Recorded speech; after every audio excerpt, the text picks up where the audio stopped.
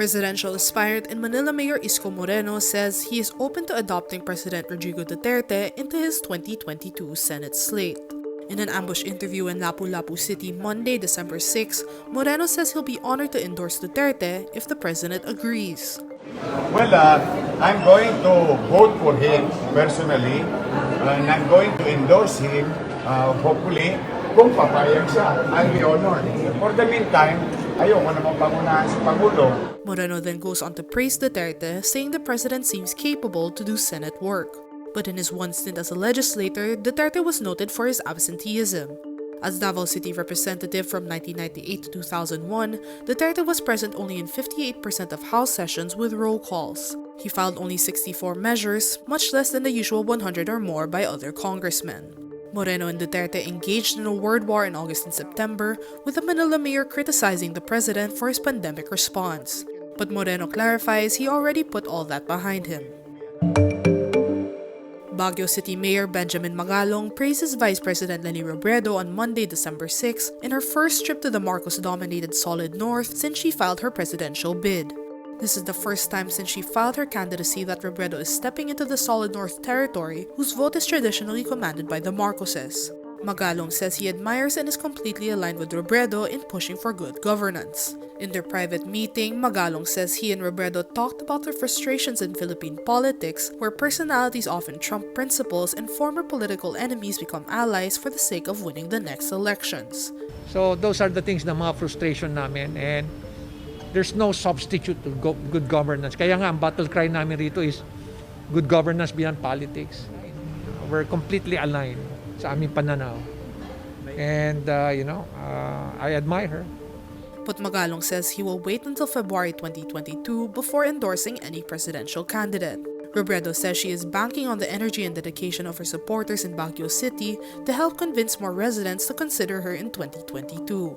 In the 2016 vice presidential race, Bongbong Marcos won by a landslide in Baguio City with more than 76,000 votes, while Robredo only had more than 21,000 votes. Need more context, clarity, and perspective? Get the full picture with Rappler Plus. With exclusive content and events, you'll get an opportunity to discuss issues with reporters, experts, and featured guests while helping Rappler continue its fearless journalism. Join now.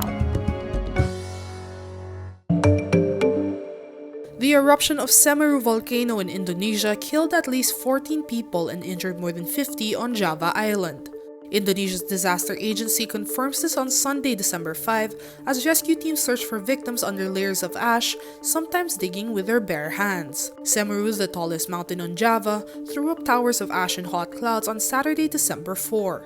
It blanketed nearby villages in East Java province and sent people fleeing in panic.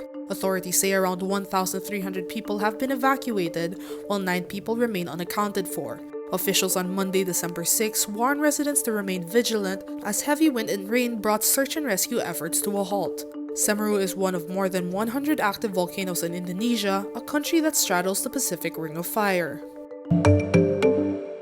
Myanmar's deposed leader Aung San Suu Kyi is sentenced to 4 years in prison. A source familiar with the proceedings says Suu Kyi faces a dozen cases. These include multiple corruption charges, plus violations of a State Secrets Act, a telecoms law, and COVID-19 regulations. The cases carry a combined maximum sentence of more than a century in prison. Myanmar President Win Myint is also reportedly sentenced to 4 years in prison. Suu Kyi and Win Myint deny the charges. The court delivered its first verdicts against the civilian leaders detained after a military coup on February 1. Myanmar has been in turmoil since the coup against a democratically elected government. The country has been paralyzed by protests, and the military junta's deadly crackdown on its opponents led to more instability. Suu Kyi's lawyers have been barred from communicating with the media and public. Supporters of Suu Kyi say the cases are baseless and designed to end her political career. Blackpink's Lisa has now recovered from COVID-19. A report from Korean entertainment site Suu Kyi says Lisa's agency YG Entertainment announces she's been released from self-quarantine after she had been deemed clinically recovered from COVID-19. Lisa tested positive for COVID-19 on November 24. YG Entertainment also says the remaining Blackpink members Jisoo, Rose, and Jennie are already fully vaccinated. Despite the rest of the group testing negative for COVID-19, Blackpink also minimizes their outside activities as a precautionary measure. YG Entertainment says only unavoidable scheduled appointments for work purposes remain. The label also expresses gratitude to Blackpink's fans who sent their well wishes for Lisa and the entire group.